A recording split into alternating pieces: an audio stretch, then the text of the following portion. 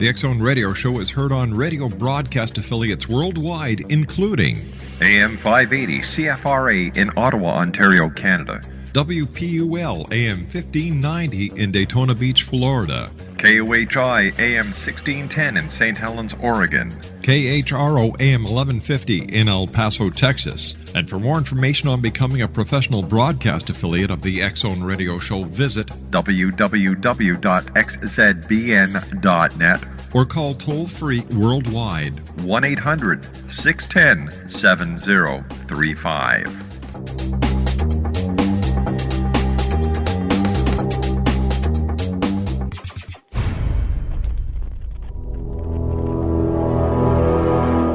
The X Zone radio and TV show is largely an opinion talk show. All opinions, comments, or statements of fact expressed by Rob McConnell's guests are strictly their own and are not to be construed as those of the X Zone radio and TV show or in any manner endorsed by Rob McConnell, Relmar McConnell Media Company, Talkstar Radio Network, its affiliated stations, or employees.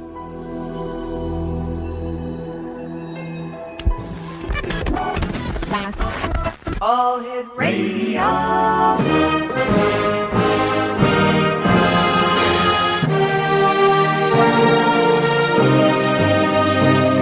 Welcome to the X Zone, a place where fact is fiction and fiction is reality.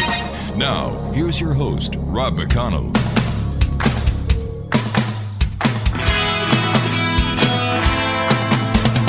You doing that thing you do, breaking my heart into a million pieces, like you always do.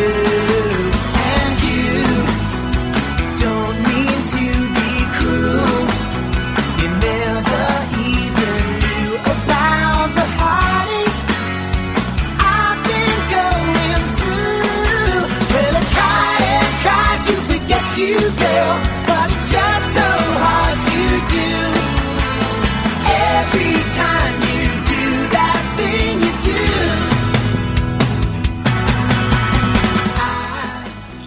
And welcome to the X Zone, everyone. My name is Rob McConnell, and for the next 4 hours, I'm going to be your host and your guide as together we cross the time-space continuum to this place that I call the X Zone. It's a place where people dare to believe and dare to be heard. It's a place where fact is fiction and fiction is reality. And the X Zone comes to you Monday through Friday from 10 p.m. Eastern until 2 a.m. Eastern on the Talkstar Radio Network, X Zone Broadcast Network, UK High Definition Radio, Euro High Definition Radio, Star Cable, and Ustream. If you'd like to give us a call, toll-free worldwide, 1-800-610-7035. My email address is xzone@xzoneradiotv.com. On MSN Messenger, xzoneradiotv@hotmail.com. And our website, www.xzoneradiotv.com. Starting next Monday, which will be, July the 26th, we are going to start broadcasting 7 days a week, 365 days a year at www.xzonetv.com. I know you've asked us to bring it back, and what we're doing is going to be doing that. We're going to be bringing on some other shows and some other features. But starting next Monday at midnight, Sunday night right into Monday morning at midnight, we flick the switch, and the X Zone Radio and TV show will be broadcasting 24 hours a day, 7 days a week, 365 days of the year at www.xzonetv.com. My guest this hour is a good friend of the X Zone. Brad Olsen is an award-winning travel writer. In February 2010, his travel book, Sacred Places North America, the second edition, won the Bay Area Travel Writers Top Gold Prize Award. First place winner. Underline that, gang. For the 2010 Best Travel Book for the Planet Earth category. His publication travel column for the Heartland Healing magazine, Sacred Destinations on the Road with Brad Olsen, is currently being considered for syndication. He is also a contributing editor of and for World Explorer magazine. Brad Olsen has contributed to several rough guides titles, including World Party Book, and we're so happy to have Brad with us. Brad, welcome back to the X Zone. Long time no talk, my friend. Hey, Rob, great to be back. Thanks for having me. Hey, first of all, congratulations on your award. Man, you have worked so hard over the years. It's a real great pleasure to congratulate you one-on-one. Hey, it's always great to be recognized by our peers, and thank you for that. You've been busy. You've got some great things we're going to be talking about over the next hour. We're going to talk to you about your passion for publishing. We're going to be talking to you about your book series. And you've also got your fingers in the pie in a couple of media spotlights, so we'll also be talking about that. But Brad, as you know, being in the media, we've got to take a commercial break, so you and I will be back in 2 minutes. Exo Nation, Brad Olsen is our special guest. www.bradolsen.com or www.cccpublishing.com. This is The X Zone for Monday, July the 19th in the year 2010. My name is Rob McConnell, and Brad Olsen and I will be back on the other side of this commercial break in 2 minutes as we continue here on the Talkstar Radio Network, X Zone Broadcast Network. We are also on UK High Definition Radio, Euro High Definition Radio, Star Cable, and on Ustream. We'll be back on the other side of this 2-minute commercial break. Don't go away.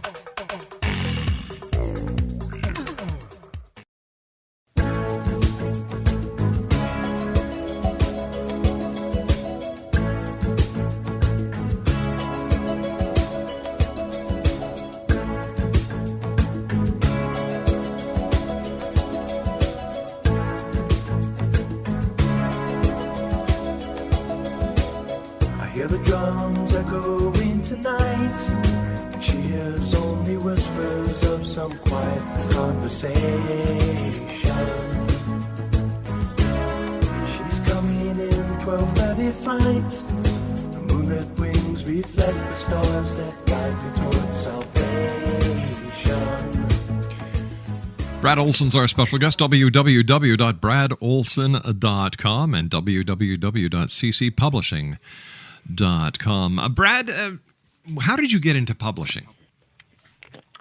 Well, the short story is I traveled around the world for 3 years, first by teaching English in Japan and financing 2 years after that, realizing, wow, there's not a whole lot of Americans out here. Was meeting up with Canadians, New Zealanders, fellow Canadians here in North America, but fewer Americans than I like. So I started composing a book, which turned out to be my first book, called World Stompers, A Global Travel Manifesto, which is still in print in its 5th edition, and hopefully still inspiring Americans to get out there and see the world. Brad, during your travels, did you come across mysterious sites, sacred sites? Well, that was the second part of this story, is that, I intrinsically felt myself drawn to a lot of these places, unknowing that someday I would be chronicling and writing all about them in a series of Sacred Places guides, which I now have 4 in the series. And the power of these places is what kept me coming back and seeking them out as I continued this 3-year trip around the world. You know, a lot of our listeners may be thinking that sacred sites are only found, or mysterious sites are only found away from North America. But you have found and listed several North American sites that people could actually go and visit without having to go to Europe or to Asia or to Australia, but right here in our very own backyards. And it seems to be doing pretty well in this recession, because people don't want to pay to go around the world. They can just jump in their car and go check out some of these sites. So it's kind of a recession-proof guide. But yeah, I found North America to be one of the most compelling tales of all.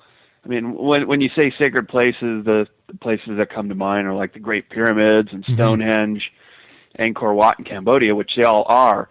But to find sites right here in North America that sometimes are only a couple hours drive away is really exciting. Now, I understand there's a very old relic that's been found in Chicago, and apparently it ties into hundreds of ancient copper mines that are found around Lake Superior. Yeah, that's right, and that's one of the most fascinating stories in Sacred Places North America. It's called the Wabanasi Stone, and it's actually the oldest known relic found along the banks of the Chicago River when the first explorers came through, led by Indian guides. That was Joliet and Marquette and LaSalle, they all saw it sitting there on the banks of the Chicago River, and it's this face of a man with his eyes closed and what appears to be a goatee beard and his mouth open on a giant boulder that weighs over 500 pounds. And it's also on the cover of my book, Sacred Places in North America, because it is such an interesting and intriguing relic.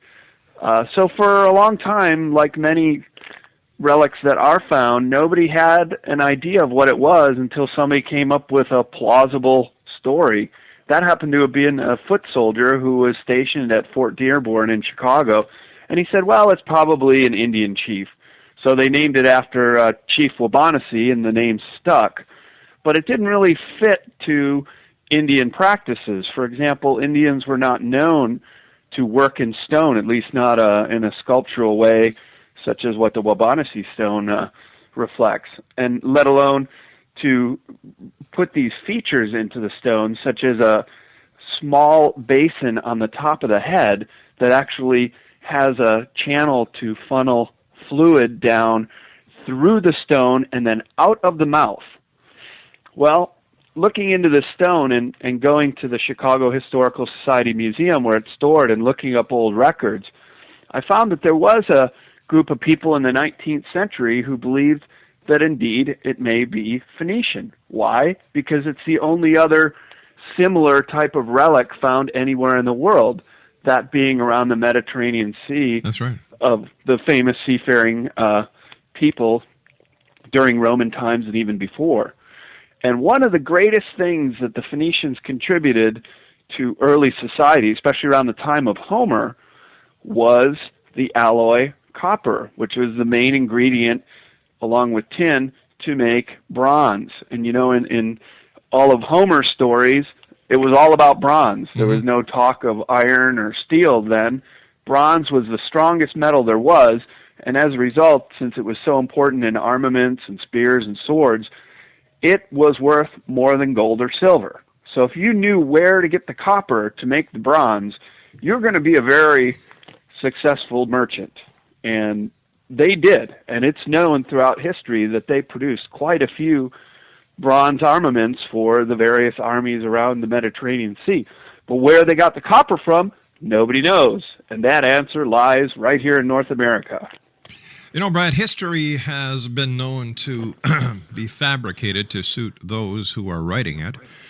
We know for a fact Christopher Columbus did not discover North America in 1492. It has been through people like you that we realize that, hey, wait a minute. The Phoenicians were here. There must have been a very prosperous trade, and the Phoenicians, wait a sec, hold on, that's way, way back. So, what's with this juggling of the books of history? Why can't we just be honest? Oh, well, I'd love to be honest, and that's one of the whole points of writing these books is to get people out there investigating for themselves, because you're right, history is very flawed, and the convenient cookie-cutter model of Christopher Columbus being the first here, like you said, is ridiculous. Yep. We know there are many explorers from various parts of the world who came to North America, both from the West Coast and primarily on the East Coast, including, of course, the Vikings and the Celts and who knows how many other people. But the interesting part of the Wabanasi story and how it ties into Chicago, and as you said in the setup, the copper mines of Lake Superior, are even the most stodgy academic historian in Yale who would deny any contact before Christopher Columbus will have to admit there are huge amounts of copper that were extracted from these open pit mines along the northern peninsula of Upper Michigan, as well as Isle Royale and other parts in Canada around Lake Superior, which is the richest vein of copper in the world. So here you have tons of pure copper being extracted. Nobody knows where it goes.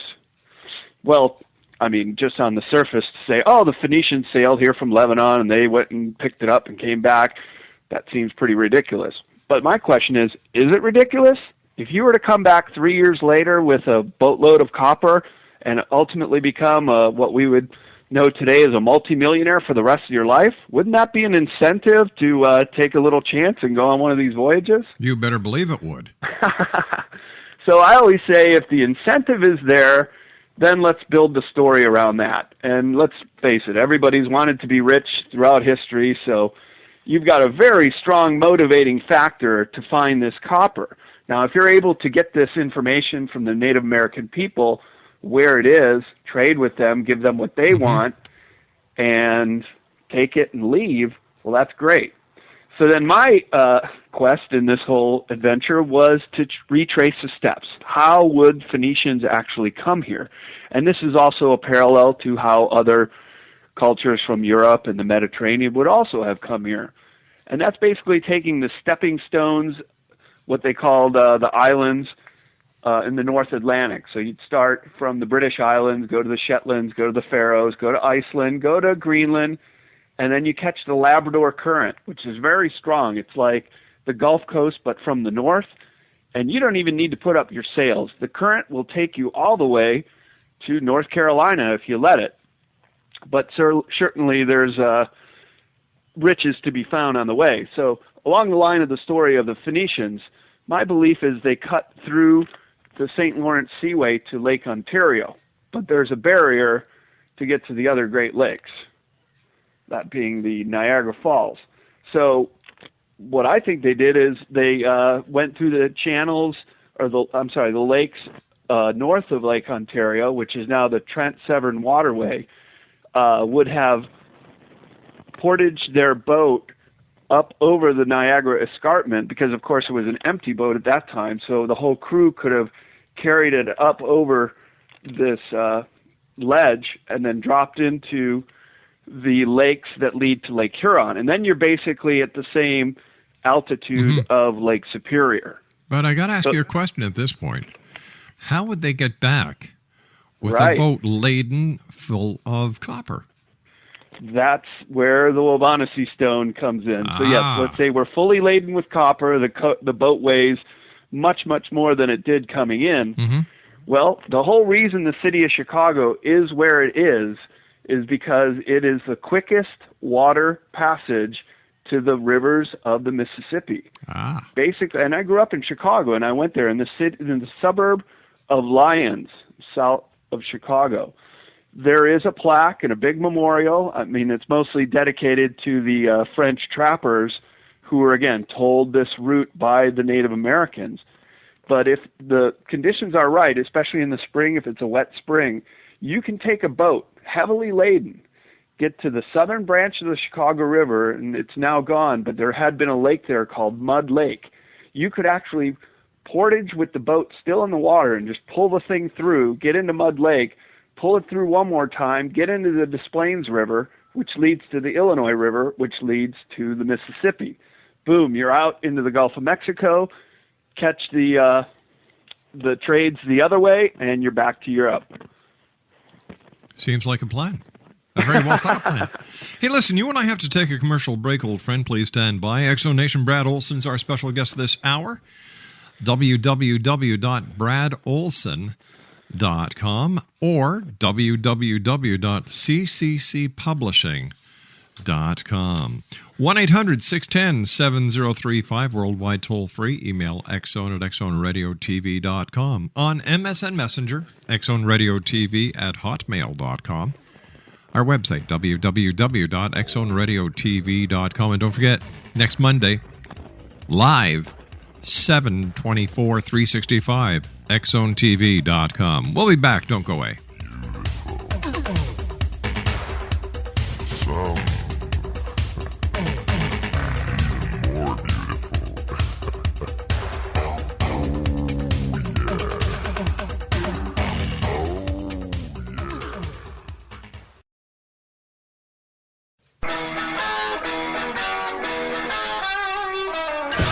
You're listening to the X Zone Radio Show, live and around the world on the Talkstar Radio Network. X-Zone Broadcast Network, UK High Definition Radio, Euro High Definition Radio, and Star Cable. Our toll-free telephone number worldwide is 1-800-610-7035. Our email address, xzone@xzoneradiotv.com. On MSN Messenger, xzoneradiotv@hotmail.com, And our website, www.xzoneradiotv.com.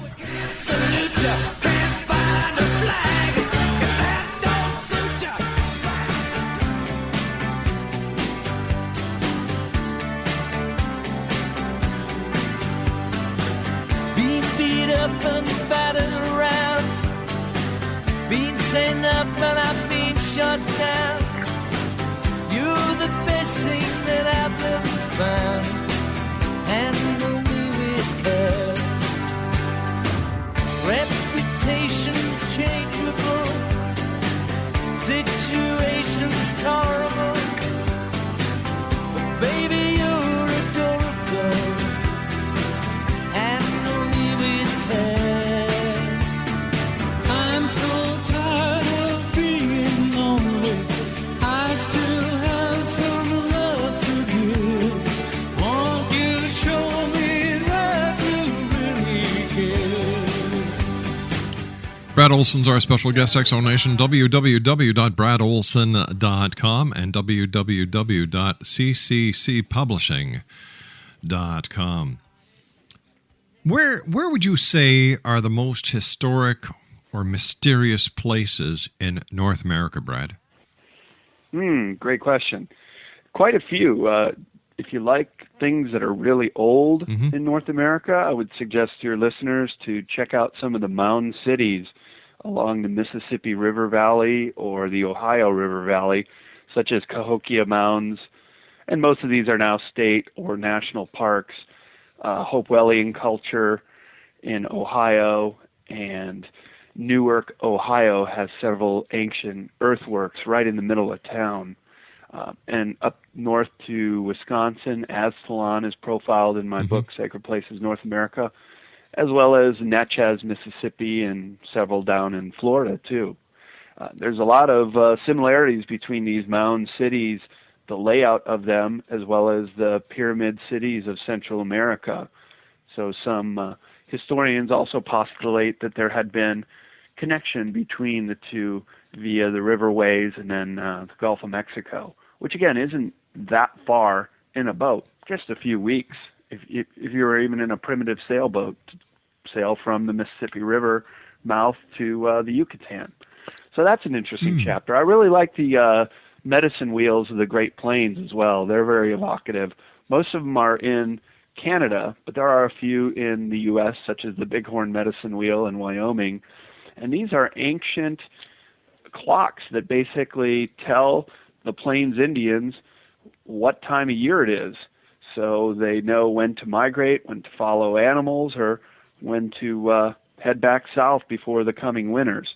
And the interesting thing about the medicine wheels is most of them are covered in snow for 6 months a year, so they were only used seasonally when the migrating tribes would come through these regions.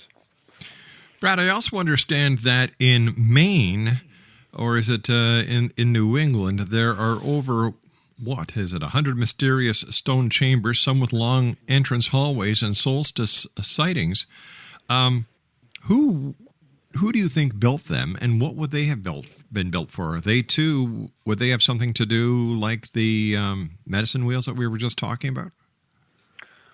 Probably not many similarities to the medicine wheels, apart from the fact that they both had sightings. The chambers in New England are more situated towards the solstices, whereas the medicine wheels were more geared towards looking at some of the prominent stars, but also the solstices.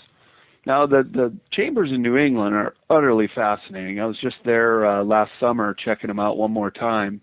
The most prominent place, if your listeners wanted to check them out, is a place in New Hampshire just over the Massachusetts border called America's Stonehenge. And where it's not really like England's Stonehenge with the giant monolithic features, it does have these megalithic stone chambers in sort of a village-like setting that visitors can go through and even climb into, and there's a mysterious oracle tube and a sacrificial table. Quite a fascinating spot. But there's dozens more just in the vicinity of America's Stonehenge. In fact, last time I was there, the curator told me some just a couple miles away, which I went and checked out. And these are just fascinating monuments, megalithic stones, which are characterized by giant slabs of fitted rocks upon other fitted rocks, sometimes with long entrance chambers to come into large beehive-like structures, which again, if we were to compare it with anything else in the world, are very similar to what the ancient Celts would do. They build these beehive chambers, which were then adapted by the early Christians of Ireland. So the idea was that some of these early Christian monks who were still heavily influenced by their Celtic heritage had used, again, the stepping stones of the Atlantic to get to North America. And these Celtic monks in the early years were known to be very hermetic. They would just like to be left alone. So if they could make their way to North America, they could get left alone pretty well, except for maybe some interactions with the Native Americans. How about the Vikings? Are there any mysterious places in North America where we can actually study some of the early Viking trade, the early Viking settlements, for example, with Leif Erikson? Leif Erikson, he's one of the most prominent Vikings in North American history.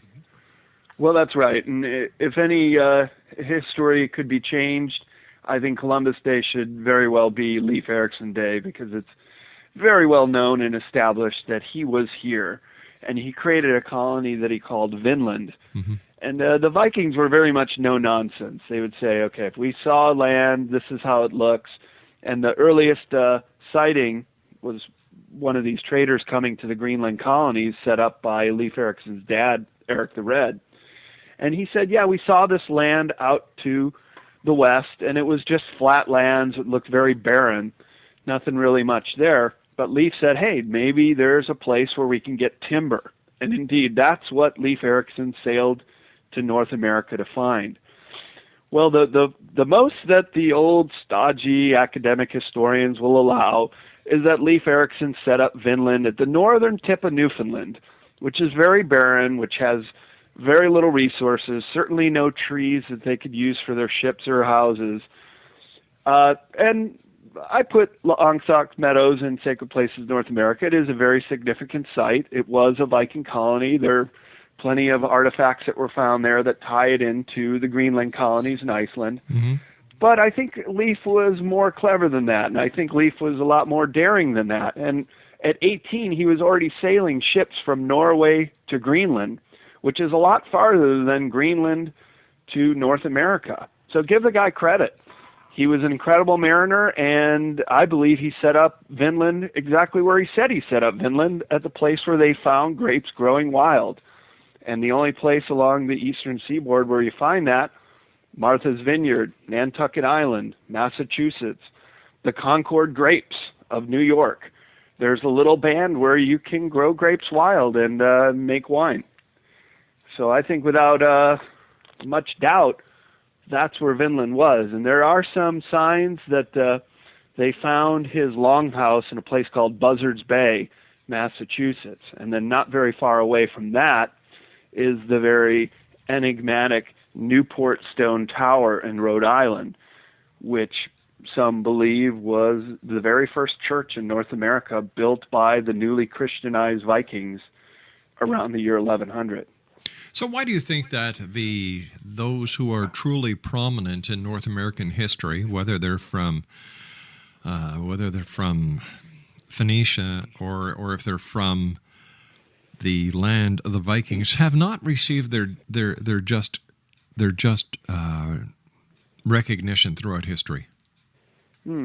Well, change seems to be very slow sometimes, and this whole model of Columbus being the first, I mean, you and I were taught that in grade school. It's a very convenient model, and then history is built upon everything after Columbus. Well, none of that is in dispute. But why the earliest explorers don't have their part in history, it's a tough question to answer. I think maybe part of it is the recognition of the Vikings being first didn't sit well with some people. Rather than New England, maybe we'd be calling it New Scandinavia. They just didn't want to give the props to the right people. And by the time Columbus did make it here and the first explorers made it up to New England, Viking culture, what was left of it, had been very watered down, mainly interbreeding with the Native Americans. In fact, one of the first explorers of the eastern seaboard called the tribes around Rhode Island, the Narragansett tribe, they called them white Indians because they had looked so white. And indeed, there are regressive genes of the Vikings in some of the Native American populations, including multicolored eyes, red hair in some places, and many traits, including using the runic alphabet of the Mi'kmaq people in Canada, as well as some loan words that are very similar or exactly the same as what the Vikings used, including the Longhouse. The Iroquois nation of upstate New York were called the League of the Longhouse. There were 7 tribes who built these very characteristic longhouses, almost exactly the same way that the Vikings built their longhouses. So go figure. I mean, if you look deep into the record, you will find ample evidence to suggest Phoenician, Celtic, and Viking trade and contact and settlement right here in North America. Brad, I understand there's a place in California that is not unlike the Nazca lines in Peru, that there are designs that can be viewed only from the air. That's right. They're called the Blythe intaglios, and they're very much like the Nazca lines in Peru, whereas giant figurines are scraped onto the dry desert floor, revealing a lighter surface of rocks. And these figures are huge. They're about half the length of a football field, and indeed are best viewed from above. How, why, and who made them is still a mystery, similar to the Nazca lines, but there they are, just right along the Colorado River as it bisects California and Arizona, and there are some of these intaglios in Arizona as well, but mainly the town of Blythe has a few of them right there that are easily accessible. I guess lastly for this segment, Brad, why do so many sacred mountains, especially volcanic mountains such as Mount Rainier, Crater Lake, Mount Shasta, report the highest incidence of UFO sightings in North America? What's your opinion? Well, the only time I've ever had any kind of sighting was actually at Crater Lake, and I saw this very perceptible band of light, and I was there with other people who witnessed it exactly the same way as I did, just like a very bright, exact streak of light head into Crater Lake, like directly into it. And as we were going up to our campsite to share this info with our friends, we saw it just the same way out in the distance at Mount Shasta. Still don't know what it was, but as I read more and more about it, I also found that volcanoes seem to harbor the most amount of UFO sightings, not only in North America, but worldwide. Why that is could be because many volcanoes are hollow on the inside. Perhaps these visitors have some sort of way of getting through our third-dimensional barriers to get into these chambers where they wouldn't be harassed by the governments and black ops of the world chasing them around. So that's one theory, why they occur at these mountains worldwide and why these mountains are also considered in ancient Native American and indigenous folklore as being sacred mountains is just another intriguing part of the story. Maybe it's the aura of the mountains, or maybe indigenous people also had sightings there. A lot of the listeners of the X Zone have been to Mount Shasta, and they all come back with their very own unique story about something that has changed their lives. And I was wondering, Brad, if you've heard any of these stories from the many readers that you have around the world. Well, I have indeed, and I've had my own mysterious experiences at Lake Shasta, or like I said, the sighting I saw over the mountain. But I was there on 7707. We were doing a peace gathering with some friends we knew up in Mount Shasta.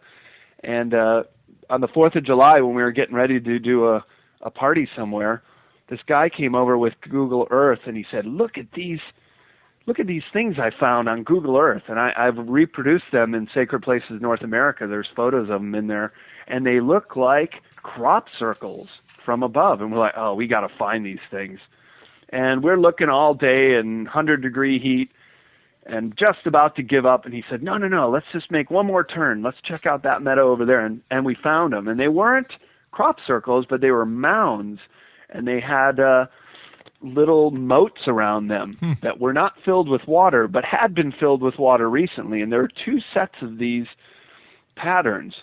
And both of them were connected by a channel that just went off into the distance and could be filled with water. Well, somebody in our group speculated that this was a way to create these lenticular clouds, which are very commonly seen around Mount Shasta, which are these very distinct-looking clouds that almost look like UFOs themselves. Brad, stand by, buddy. You and I have got to take our final break. Okay. Brad Olsen's our special guest, Exo Nation. Sacred Places North America. Websites, www.bradolsen.com and www.cccpublishing.com. Brad and I return on the other side of this break. Don't go away. I'm so tired of being lonely.